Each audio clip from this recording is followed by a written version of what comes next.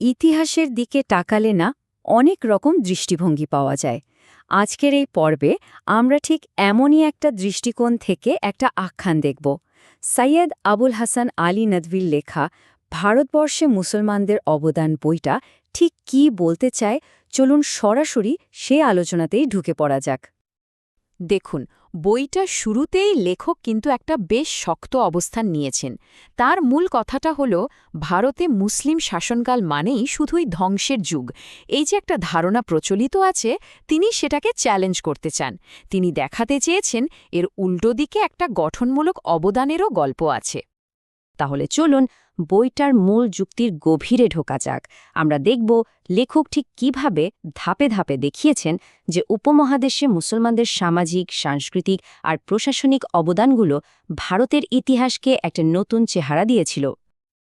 দেখুন, যে কোনো বদলকে বুঝতে হলে তার আগের অবস্থাটা জানা খুব দরকারি। তো এই বই অনুসারে ইসলাম আসার আগে ভারতীয় সমাজের ভিত্তি ছিল একটা ভীষণ স্তর বিন্যাসযুক্ত বর্ণপ্রথা। মানে মানুষের সামাজিক সম্মান ঠিক হতো তার জন্মের উপর ভিত্তি করে।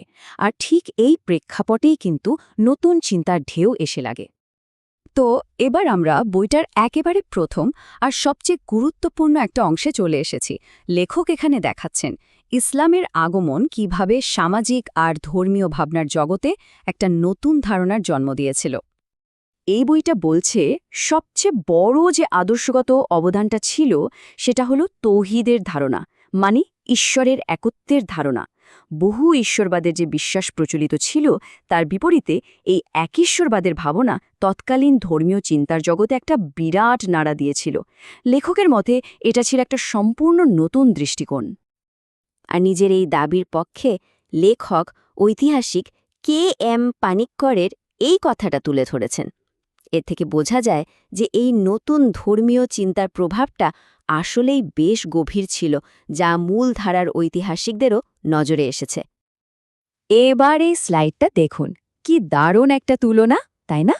একদিকে কঠোর বর্ণপ্রথা, অস্পৃশ্যতা, আর অন্যদিকে ইসলামী ভ্রাতৃত্বের ধারণা, যেখানে অন্তত তত্ত্বের দিক থেকে সবাই সমান। লেখক এটাই তুলে ধরেছেন যে জন্ম দিয়ে পরিচয় নয়, বরং মানুষ হিসেবে সবার সমান অধিকারের এই ধারণাটা ছিল তখনকার সময়ে একটা বৈপ্লবিক ব্যাপার। নিজের যুক্তিকে আরও মজবুত করতে লেখক এখানে জওহরলাল নেহেরুর এই বিখ্যাত কথাটা ব্যবহার করেছেন। নেহেরুও কিন্তু স্বীকার করছেন যে সাম্যের এই বার্তাটা সমাজের সেই সব মানুষের কাছে খুব আকর্ষণীয় ছিল যারা যুগ যুগ ধরে সামাজিক অধিকার থেকে বঞ্চিত হয়ে আসছিল। আচ্ছা, সামাজিক বদলের কথা তো হলো, এবার চলুন বইটার পরের অধ্যায়ে যাই, যেখানে জ্ঞান, সংস্কৃতি আর শিল্পকলায় কি অবদান ছিল তার কথা বলা হয়েছে। এটা কিন্তু বইটার অন্যতম একটা জোরালো আর চমকপ্রদ দাবি। ভাবা যায়, ফরাসি চিন্তাবিদ গুস্তাভ লে বনের কথা ধার করে লেখক বলছেন যে ভারতে পরপর ঘটনাক্রম সাজিয়ে ইতিহাস লেখার যে প্রথা, সেটার শুরুই হয়েছিল মুসলিমদের হাতে। এর আগে পুরাণ বা মহাকাব্য থাকলেও এই ধরনের প্রামাণ্য ইতিহাস লেখার ধারাটা ছিল নতুন।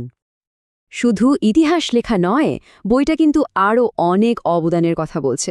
যেমন ধরুন উর্দু ভাষার জন্ম, ইউনানি চিকিৎসার প্রসার, আর কাগজের ব্যবহার, যা জ্ঞানবিজ্ঞানের চর্চাটাকেই অনেক সহজ করে দিয়েছিল। সব মিলিয়ে একটা নতুন বুদ্ধিবৃত্তিক পরিবেশ তৈরি হচ্ছিল। এই যে উক্তিটা দেখছেন, এটা কিন্তু খুব ইন্টারেস্টিং। এটা সরাসরি সম্রাট বাবরের ডায়েরি থেকে নেওয়া। লেখক এটা ব্যবহার করে দেখাতে চেয়েছেন যে মধ্য এশিয়া থেকে আসা শাসকরা এখানকার জীবনে কি জিনিসের অভাব বোধ করতেন, আর এই অভাববোধ থেকেই কিন্তু পরে অনেক নতুন জিনিস আর উন্নত জীবনযাত্রার নানা দিক এখানে চালু হয়। আর স্থাপত্যের সেই মেলবন্ধনটাই স্লাইডে কি সুন্দরভাবে ফুটে উঠেছে দেখুন। যেমনটা ছবিতে দেখা যাচ্ছে, ভারতীয় নকশার সাথে পারস্যের গম্বুজ আর খিলানের মিলমিশে একটা একেবারে নতুন ধরনের স্থাপত্য তৈরি হয়েছিল। তাজমহল বা কুতুব মিনার তো এর সবচেয়ে বড় উদাহরণ, তাই না? তো শিল্প সংস্কৃতির পর এবার আসা যাক একেবারে প্র্যাকটিক্যাল কিছু বিষয়, মানে শাসন ব্যবস্থা, অর্থনীতি, এইসব।